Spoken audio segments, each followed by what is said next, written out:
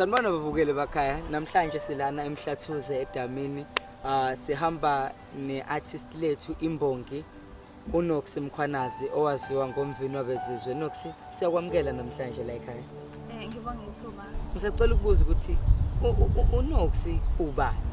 Okay, uNoxolo Mkhwanazi intombazanyana nje ekhulele laphana empangeni esigodini sasendaba yakhe. Ikhuliswe umama nje ubabe ngekho kodwa lokho akaze kuyivimbele nje ukuthi ibe la ikhona njengamanje njengoba isidumile ibizwa ngomvini wabezizwe.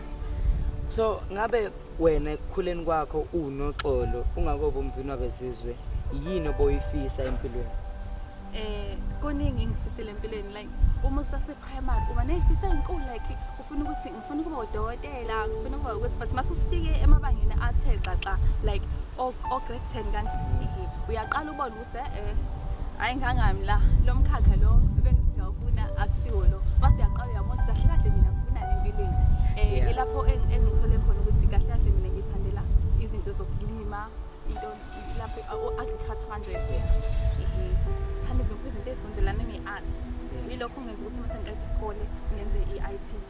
Okay, so umvini wabezizwe abazali bakhe umama nje to be exact yiphi indima ayidlalayo empilweni yomvini ukuthi umvini abe umuntu ophushayo, abe umuntu ohlezi ethi ufuna ukuba khona, ufuna ukuba umuntu ovelele?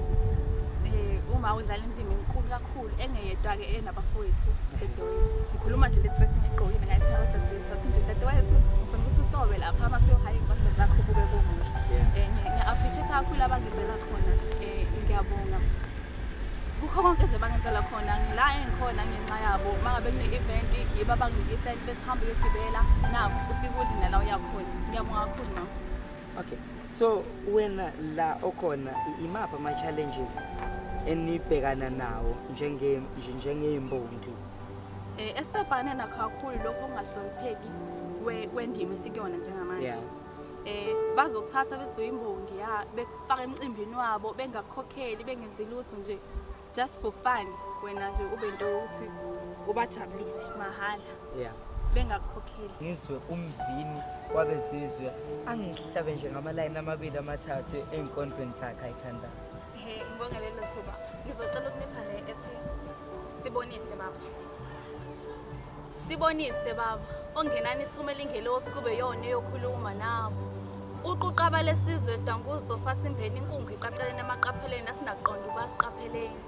Inhliziyo idliwe yinja iyinyama yini malutho kwesabhulana ngehlangu ihlezi ngithola inxeba lomese lelizwe lamakhobe yavuka oqokweni. Sibonise baba ongenani ithumela ingelosi kube yona eyokhuluma nabo. Isamvu ihlasele kova nezimvu zikababa, izibusiso isakhwece iziqalekiso ulwandle.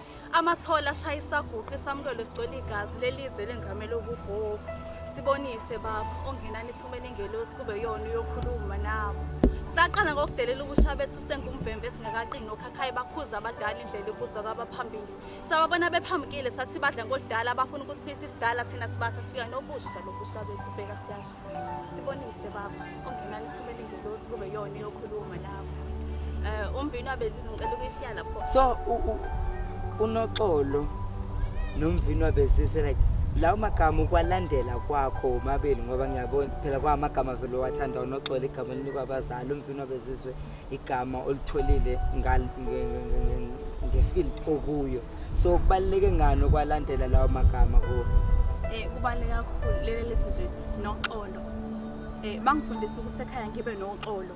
Lona ngiyilona kwanami. Muhamba la ongibuka uyabona ukuthi ngiyilento engaqanjwa abazali bami engiyona. Lelesi umvini wabezizwe noma laqhaba ngendlela aqhama ngayo but still ngiyalilandela. Wena uwena nje uzofika la kumvini wabezizwe uzothola ukuphila.